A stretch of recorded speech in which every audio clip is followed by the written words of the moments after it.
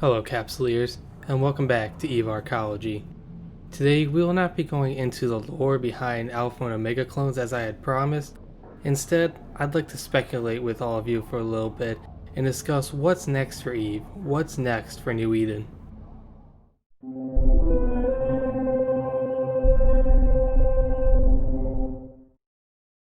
First of all, big shout out to Ashterothi and Uriel, who both spent some time chatting with me the other night about random lore topics and also the future of New Eden.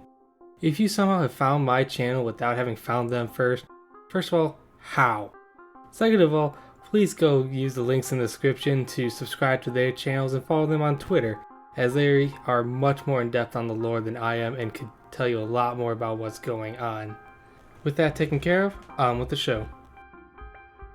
With the closing of jump gates and the final liminality systems all but certain following the chaos they have caused within the network, we have to look first at what is next for our favorite triangle-loving invading horde and the systems under their control.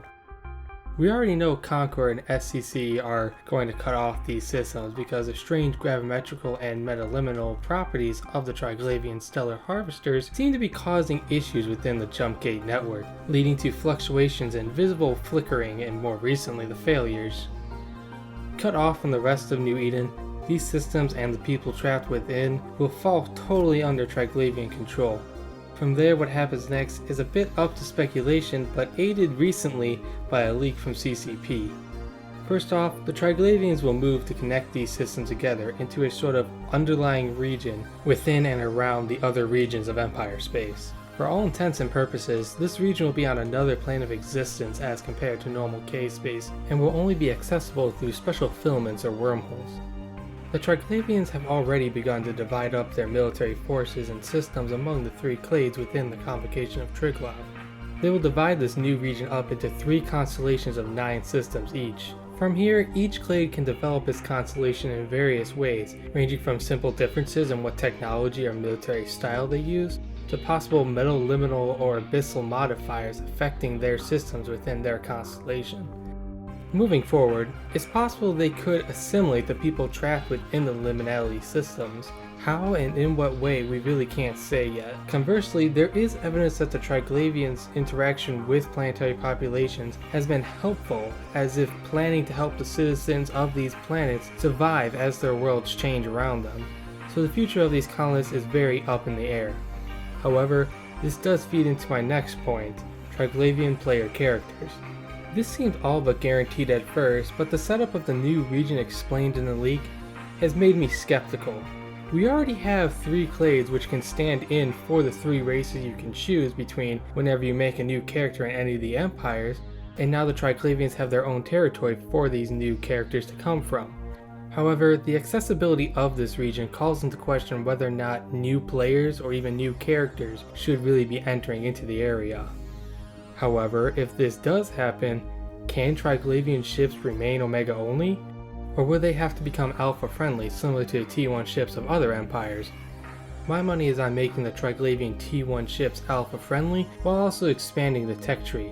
Could we see a Triglavian Titan? Maybe even Triglavian drones, God forbid?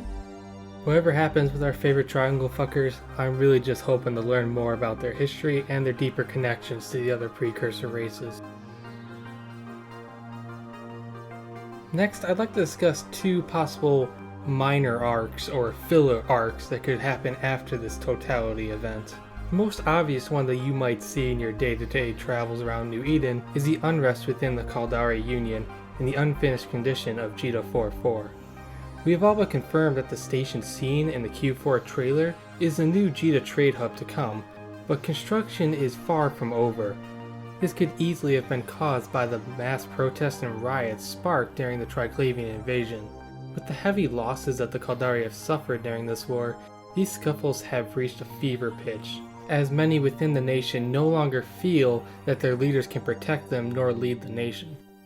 Could we see a major conflict emerge from this? A Caldari civil war maybe? It's hard to say, but I'm excited to see what happens, as it's been a while since we've seen a major shakeup in one of the big empires. The second arc I'd like to discuss is a much quieter topic with not as much known about it so far. Recently, concern has been raised about a cranial control device originally intended to control drones, but which could have a much deeper power. There has been a lot of speculation that Quaife may have abused the mass popularity of these augments to control the minds of those using them and possibly even sway the previous Calente presidential election. This has haunting implications as to how much control these devices really have over their wearer and what they could be used for. So keep your eye out for this nightmare waiting to happen. So then, after the chapters of Invasion come to a close, what could be next for the future of New Eden next year and beyond? Well, first off, something I'd personally like to see. I'll make this brief as I will go into greater detail about this in the Alpha and Omega episode, but there is a sort of shadow conflict going on in the background of Eve. Forces beyond the power of the empires looking to influence the future development of humanity. They have been either directly or indirectly responsible for most of the major events in the modern story of New Eden, and it's safe to say they are likely not done yet. What their next great play is still unknown. What I'd like to see is this conflict seep more and more into the public view as greater events happen, but that's just my opinion. Finally, we have to talk about what is most likely to be the next major story event within New Eden. The beginning of what can basically be called Act 2 of the Precursor Crisis.